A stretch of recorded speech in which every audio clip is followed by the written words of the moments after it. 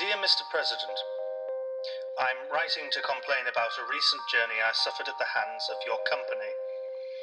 I would like to strongly recommend that you read this letter carefully and supply me with a committed response. Niyazın canına kastedilecek bol değil, o toplam tapılan günahberler işte 2002 yıldaki bolu niyadaydı, tutulan adamlar, basılan adamlar, atı sortu diten adamları niyaz basan olsa niyaz dövün.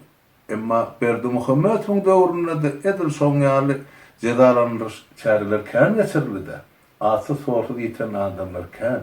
Eğer mümkün olsa ben şu yerde Üstada iki tane vakanı aytmak vacip makanen gella. Layık ağdadı onu. Ol esasen men diyecek bolyanım şol halk arasında Ajdar adı bilen tanılayan yiğit var. Ol yanında yollaşıyor şol Ahmet. İkisem neresi oğlum? Nahil bollu bulan yadı. Men Ajdar'ın özüm göremek, yani benden eden işleri var. Ol 95. yılın 10. iyulçular diyen vakasında şol oğlan Hitrovka'da yaşayan Türkmen yigitlerinin yol başçısı bolar. Köşeden mesela Ulgellana niyaz, şol oğlanların yol başçısı, Hitrovka'dan gelen oğlanların yol başçısı Ajdar. Ajdar'ın yine iki doğanı var. Şol Suudi dışlıkta şu doğanların üçüne yıl kesildi. Yani ne şey oturup boşadıldı, onun için ben şu her takip edilecek, yani üç doğanın Suudi çekildi niyazın doğrunda.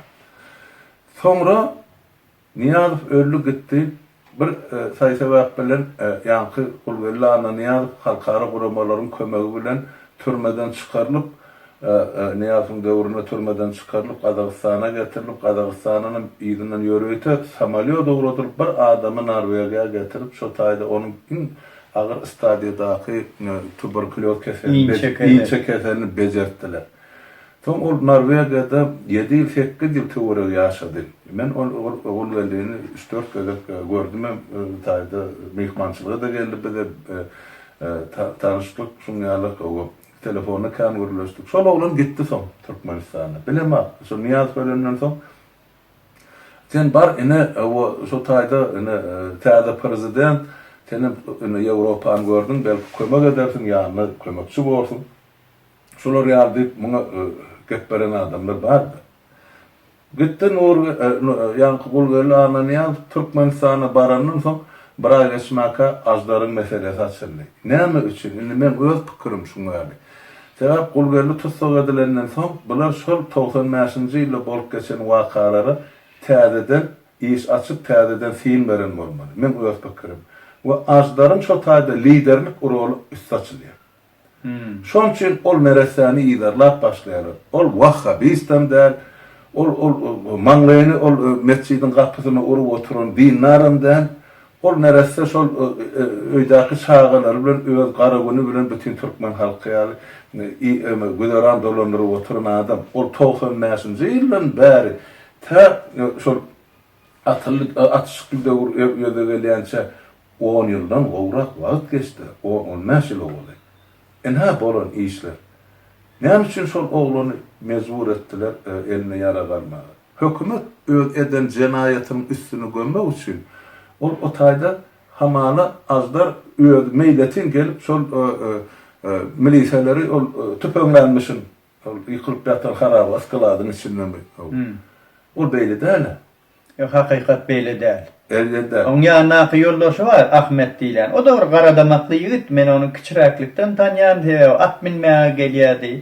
Men onu çağa hukmyny tanýan onu. On bir 6-7 ýaşynda kakasy getirdim. Näme ýawr at minmäge gelýärdi.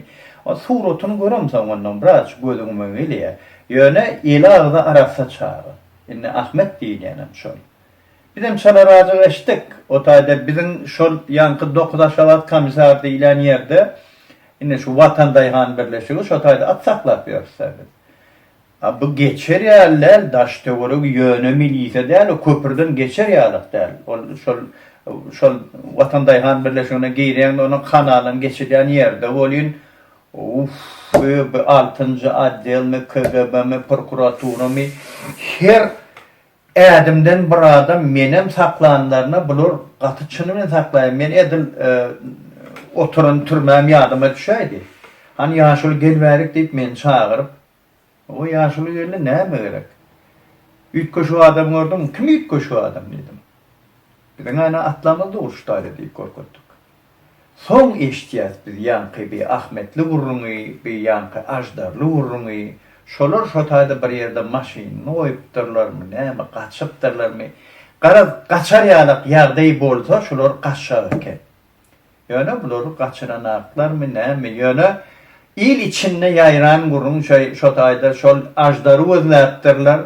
Ajdaryň ejeti bilen şol gelini akydypdyrlar, saklapdyrlar gürowny. Gara şoňarak mezeni bolupdyr şo taýda. Näme işden boldan gurrun berer? Maňa şol döwür gelip gowşan maglumatlara görä, meselem şol gulgallanyň ýa öýüne baryp ente ayakkabını çıkarmaka hökümet tutup alıp gidiyordu. Şol 8 günün içinde yanlışmasam 11 yıl iş kesildi. Ol gulgallanyň ne yaptın şu güne çeldi. Hiç haber yok. Dirimi, ölümü, bir doğun arnasına hoğasarlan hiç birini hiç de daydılanak. Bile mene niyafın metadı şu Kurbanul Berdi Muhammed'in alıp variantı yani. Yani ol şu türme basılından sonra azların iyiliğine düşürüp başlanıyor. Buna aydiyarı sen milita gelmeli. Onu da aydandır sen yığınılacak otak varsın. Kim öldürmeyletin ol yığınılacak yerine varacak. Oğlum tanışlarının öğününe bir gün yatıp, dostlarının öğününe bir gün yatıp şeydir, işlet bölün, yaşat bölün adam. Ondan hakikattan ama ecesi bilen ayağını KGB kıdiyarlar, yığmayarlar. KGB mi? Yakınca canlı. Şol, hükümete kıdıptırlar da, bana aydılan görürüm. Şol sotayda hem urupdurlar, hem yencipdirler, hem bir topar dile getirip olmayacak ediyetleri veripdirler. Qarrada gelinine de. Bilem azlar neresede öylerine can ediye näçüğün mer alı bilenak hiç kim turup bana ondan maşallah alıptır o türmeden gelenlerden son şol diýen hyýaldaydy. Nirde bolluňuz diýse näde de şu güne şu ýagdaýa düşdük. Sen şunu bir şey diýerler o gelmesen ine günümüz şuňaly.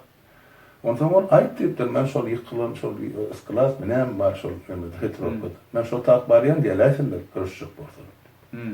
Bile berdim var ya şol Ahmet nerese bilen Aňyrdanam ýanky bir mayor milisa ýanynda 2 tane şol ýaragly esker bilen barýarlar. Milisa esker bilen. Ene şo taýda mayor düşüp oňa ay diýmel degnasyna degmel sözler diýen. Ene şo taýda ýanky bu iki ýoldaş kesip azlar bilen Ahmet ýanky miliselerin daşına geçip şolun elinden öz yararını alıp ondan şo yararlı bilen olan karşısına atışıp başlayan. Ondan bir taýdan trwoga galyar, bulary daşyny gaýýar, aşgabadan kırak hiç da dedi bilmem, Moskwadan kömek sorapdyrlar. Maňa belli bolsa. Şo taýda o tanka seni getirip o taýda. Getirip ol iki adamy edip ittipäňden ýaladyp bütün milletin gözüniň öňüne bir topar bir ýyllarça harbyny sürüp şäheri petiklep ene hökümetin bolup görüşü. Men esime göre şoğun Kurbanul Berdi Muhammed Aşgabatdan gidip ol Krasnovodsk'da bir ýerde bu kurt ýaşapdyrlar. Son şo taýda atyrly diýilenden tant edip beren o. Men bir zada aýtmakçy, men jenaýatkaryň ýa jenaýatyň tarapdary däl, onda da ölüm bilen baglanyşyk bilen. Ýöne azdar neresen ýa Ahmet neresen şo taýda degnasyna deglenden soň haýsy Türkmen beýdip oturjak. Hökümet öz eden jenaýatyny aýdana ol ikisiniň garşysyny. Emma agyrky netijede hökümetin eden jenaýatyny iň soňky çykarly hökmünde halk gozgoluňa galma haky bardy. Ine şol iki adamyň öz namysyny goramak üçin eden gozgolany şol. Onu türkmençilik diýip atlandyryp, onuň isle adam kärçilik, terden garajdarlyk ýa ogul borcu diýip atlandyryp ýa adam borcu diýip atlandyryp. Ol men başgaça göremem. Onun üçin o taýda hökümetin propagandasyny ynyn ay ine bular meýletin gelip ine ol beguna militan öldüripdir. Öýle ýagdaý ýok adamlar. Ine men şonu aýtjak boldum. Sebäp Berdi Muhammediň döwründe de atsyz, sorsyz ýa suwsuz beýleki atylyp öldürilýän. Näçe onu ol ikisini diýer almadylar. Şen bu gaýwdy kontrolda malsa bora ýaşul. Şunun arasyn, 5 arasyn öýden elini galdyryp çykara o taýda okuw torup.